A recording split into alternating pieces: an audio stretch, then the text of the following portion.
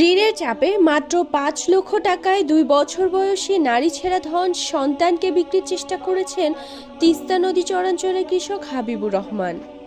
গত বৃহস্পতিবার ১০ জুলাই লালমনিরহাটের হাতীবান্ধা উপজেলার চরসিন্দুনা গ্রামে এ ঘটনা ঘটে।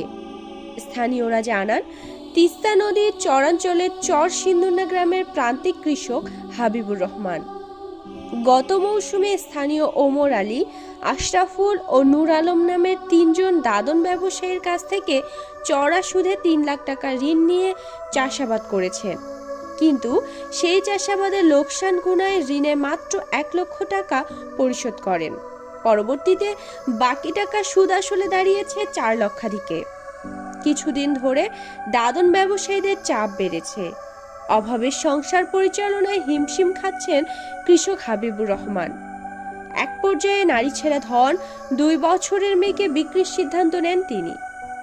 ভাই বাচ্চা বিক্রি করতে চাইছিলাম আমি ভাই, মানুষের কাছে সুদের উপরে টাকা নিয়ে ভাই আমি আবাদ করছিলাম, ভুট্টা করছিলাম, পিঁয়াজ করছিলাম, বাদাম করছিলাম। বাদামও ওটা পাইলাম না, বানে খেয়ে গেল। পেঁয়াজও তো পাইলাম না, পেঁয়াজ তো এবছর হয়নি, তাও বন্যায় খেয়ে গেল। তামাকও তো ভালোভাবে তুলতে পারলাম না। ভুট্টা ভাই আবাদ করছিলাম আমি, কিন্তু ভুট্টা ভাই যে জায়গায় বিঘা প্রতি ভুট্টা হয় ওই রকম ভুট্টা না হওয়ার কারণে ভাই বিঘা প্রতি ১৭ থেকে ১৮ হাইব্রিড সমান ভুট্টা হওয়ার কারণে ভাই আমরা ঝড় বৃষ্টি বন্যায় মানে বাতাসে আর কি ঘূর্ণিঝড় আসছিল, যে সময় ভুট্টাটা ক্লিয়ার হইবে ওই সময় আর কি ভাঙ্গি গেছে। এই চতুর সাইড দিয়ে ভাই আমি ধরা খাইছি। এবছরের ফসলের আবাদে আমি অনেক টাকায় ঋণগ্রস্ত ভাই। সব টাকা নিয়েছিলাম মানুষের, ধানের উপরে, সুদের উপরে, লাভের উপরে, সারের দোকানে বাকি করছিলাম। এখন টাকা শুধু আমি ১ লাখ টাকা পরিশোধ করছি ভাই, আর কোনো টাকা আমি পরিশোধ করতে পারিনি ভাই। আমার স্বামী মানুষের কাছে মেলা টাকা ঋণ করছে, মেলা টাকা ঋণ করার পর লাভের পর টাকা নিয়েছে। তারপর টাকা নিয়ে আবাদ করছিল, পেঁয়াজ গেছে, পেঁয়াজও হয় নাই। বাদাম গেছিল, বাদামও হয় নাই। আমার স্বামী মেলা টাকা ঋণ করছে, করিয়ে ভুট্টে গেছিল, ভুট্টে ঘূর্ণিঝড়ে ভালো হয় নাই। ফসল না হওয়ার পরে আমার স্বামী বাচ্চাটা বিক্রি করে দিচ্ছে ভাই।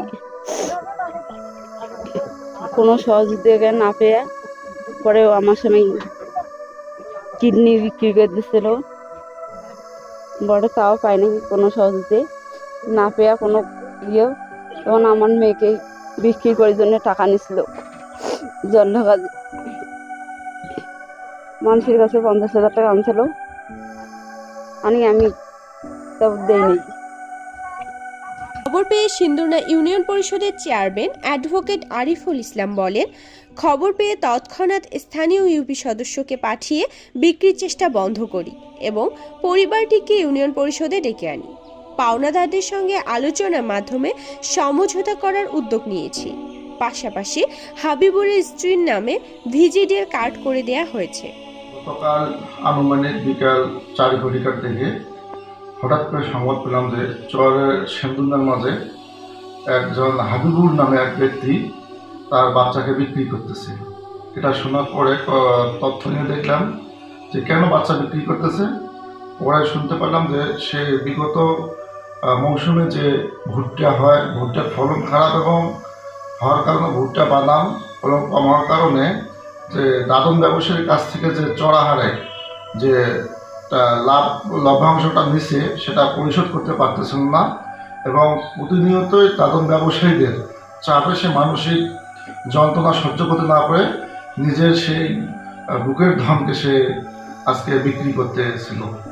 এটা সংবাদ পাওয়ার সাথে সাথে আমি আমার যারা ওখানে লোকজন ছিল স্থানীয় মেম্বার তাদেরকে বিষয়টা অবগত করা হয় এবং সাথে সাথে আমরা তার ওই হাবিবুরের বউর নামে আমরা VWB একটি প্রতি মাসে ৩০ কেজি করে বিনামূল্যে চাউলের ব্যবস্থা করে দিই আমরা এবং তাদেরকে প্রতিশ্রুতি দিচ্ছি যে তাদেরকে যে কোনো মূল্যে হোক এই যে বর্তমান ঋণে তারা জরাজীর্ণ, এখান থেকে তাদেরকে উদ্ধার করার জন্য আমি আমার ইউনিয়ন পরিষদকে সর্বাত্মক সহযোগিতা করব এবং যে দাতন ব্যবসায়ীরা তার কাছ থেকে এত চাপ প্রয়োগ করতেছে সেই দাতন ব্যবসায়ীদের সাথে তাকে নিয়ে বসবো, তাদের সমস্যাগুলো শুনবো এবং পরিশেষে দেশবাসীর কাছে সবার কাছে বিনীত অনুরোধ যে এই হাবিবুরের পাশে আমরা সবাই যারা বিদ্যমান আছি তারা সবাই মানবিক ভাবে দাঁড়ায়, যাতে করে এই হাবিবুর ঋণ থেকে মুক্ত হয়ে স্বাভাবিক জীবনে আবার ফিরে আসতে পারে। Labib Akhtar, SM news 24 news desk.